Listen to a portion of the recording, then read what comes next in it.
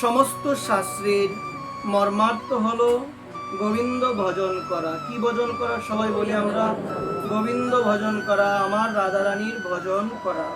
সুধীবৃন্দ, আমাদের এই মনুষ্য জীবন, যে জীবনটি ভগবানের অশেষ বিশেষ কৃপাতে আমাদের লাভ হয়েছে সুধীবৃন্দ, অনেক অনেক সাধনার ফলে আমরা এই জীবনটি আমরা লাভ করেছি। ভগবানের দয়া হয়েছে বিদায়, করুণা হয়েছে বিদায়, আমার মতো নগণ্যের উপরে ভগবান আমাকে একটি নিদেহ মনুষ্য দেহ দান করে এই জগৎ সংসারে ভগবান আমাকে পাঠিয়েছেন। এখন আমরা এই মনুষ্য দেহটা পাওয়ার পরে যিনি আমাকে পাঠালেন আমি তাকেই ভুলে গেলাম। এর মতো দুঃখ জগতে আর কিছু হতে পারে না। যিনি আমাকে পাঠালেন তাকেই ভুলে গেলাম। কেন ভুলে গেলাম? কারণ মায়া এমনভাবে আমাকে প্রভাবিত করে রেখেছে, আমার মনে হচ্ছে জগৎ সুন্দর, জগতের মানুষ সুন্দর, পরিবার পরিজন সবাই সুন্দর। এই সৌন্দর্যের প্রতি মনোনিবেশ করে আসলে যিনি সুন্দর, যার মতো সৌন্দর্যবান জগতে আর কেউ নাই, সেই সৌন্দর্যের পরম অকৃষ্ট রূপ সেই রাধারানীকে আমি ভুলে গেলাম। কেন ভুলে গেলাম? মায়ার জন্য। কৃষ্ণ বলি যেই জীবের জন্য শ্রী চৈতন্য চরিতামৃত বলছেন জীবনে কষ্টের মূল কারণই হলো ভগবানকে ভুলে গেলাম, ভগবানকে মন দিতে পারি নাই। এটি গীতার সার কথা। জীবনে কষ্ট, জীবনে নিরানন্দের আমাদের মূল কারণই হলো, জীবনে অশান্তির মূল কারণই হলো মন আমরা সঠিক জায়গায় সমর্পণ করতে পারি নাই।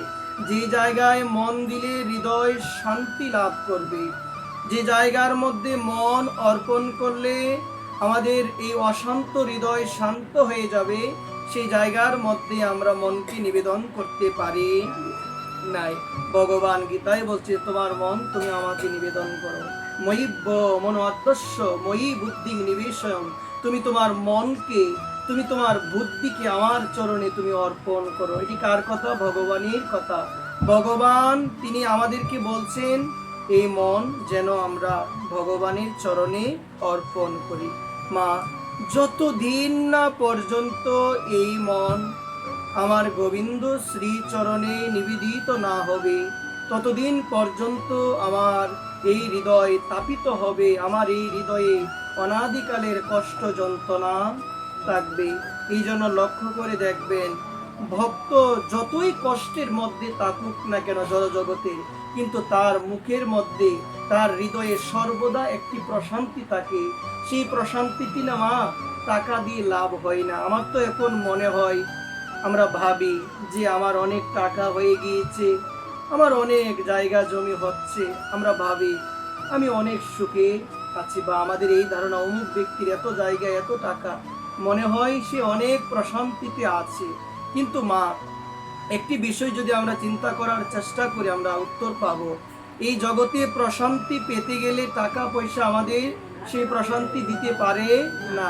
প্রশান্তি যদি পেতে চাও, সাধুর চরণতলায় গিয়ে বসে যাও, সাধুকে প্রণাম করো, চরণতলায় বসে থাকবে, দেখবেন মন সেটি আনন্দে পরিপূর্ণ হয়ে যাবে। দেখবেন লক্ষ্য করে মনের মধ্যে একটি অন্যরকম আনন্দ অনুভূতি আসবে। এই জন্যই তো আমরা দেখতে পাই ভারতবর্ষের মধ্যে কত বড় বড় ব্যক্তিরা রয়েছেন, যারা আমার বিনোদ বাবার কাছে যায়, কাছে গিয়ে তারা উচ্চ আসনে বসে না, বাবার চরণ তলে তারা বসে থাকে।